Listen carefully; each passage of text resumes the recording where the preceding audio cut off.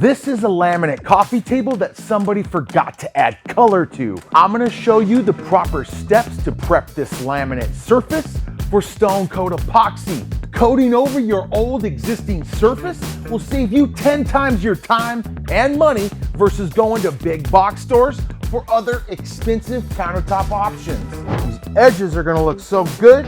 This countertop's gonna look fantastic. It's gonna be worth way more than the $30 and $15 in epoxy I spent to create it. See how the color effects flow right over the edge? The prep steps are simple. I'm gonna show you step by step just how to do it. I'm gonna mix up some epoxy colors, some epoxy dyes, and pour a countertop right out of a bucket. No skills are needed. I'm gonna show you just how to do it. I hope the metallic colors I picked work well together, guys. Stay tuned and enjoy the video. I'm gonna turn this coffee table that I have to wear sunglasses to look at into a work of art that anybody would be proud to put in their house.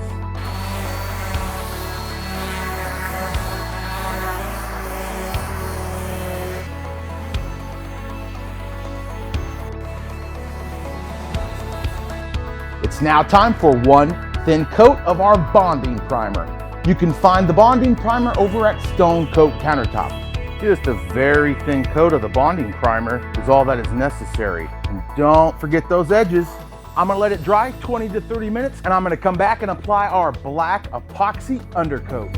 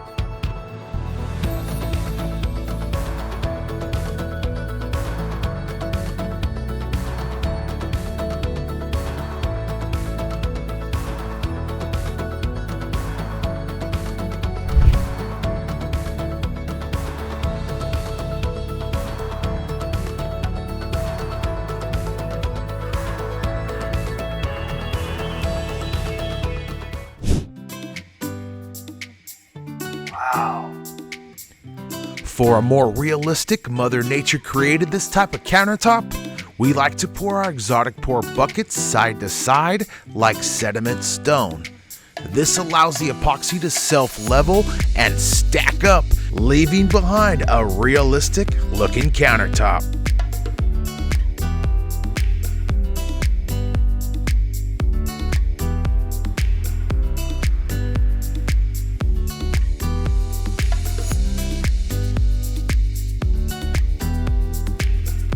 Use heat to remove air incorporated into the epoxy while mixing. You can use a heat gun, a blow dryer, or a propane torch. Move the heat gun or torch head in a sweeping motion a couple inches from the surface.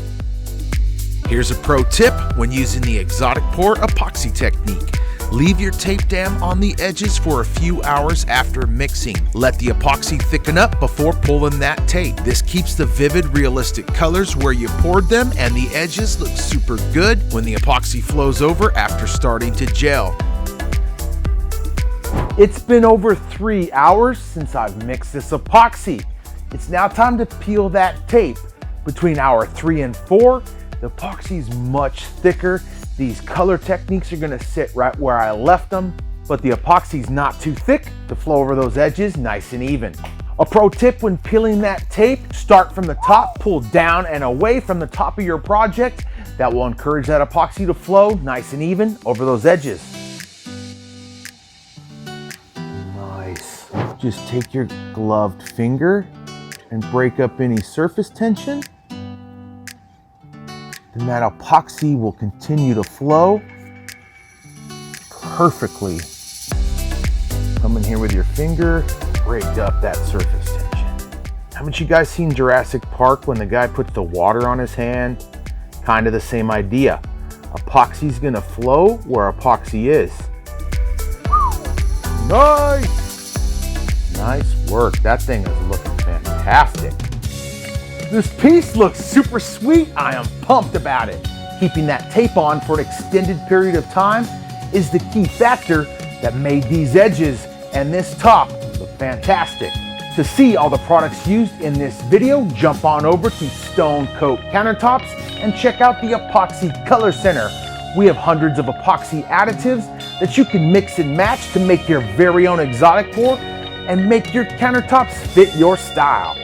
This is looking sweet! Thanks for watching, everybody, from Stone Coat Countertops. You got this! We'll see you on the next video.